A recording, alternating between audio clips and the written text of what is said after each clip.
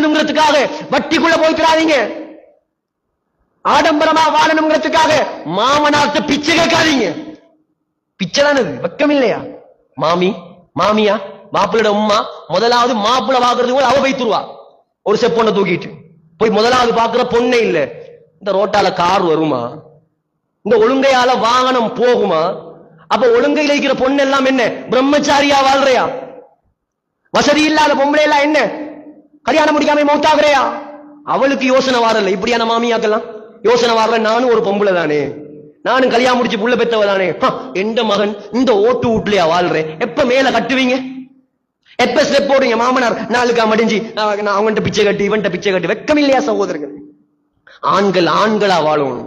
உனக்கு வசதி இல்லையா, உன் மனைவியை கொண்டு போய் ஆம்பளை வாடகை வீட்டுல வை. அல்லாஹ் உனக்கு வசதி தருவான்.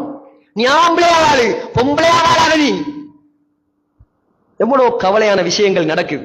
எல்லாரும் அப்படி இல்லை. சிலவங்க அவங்களோட பிள்ளைக்கு இந்த விரும்புறத அது கொடுத்தே ஆகுவேன் அப்படி இருக்கிறாங்க. அதெல்லாம் வேற விஷயம்.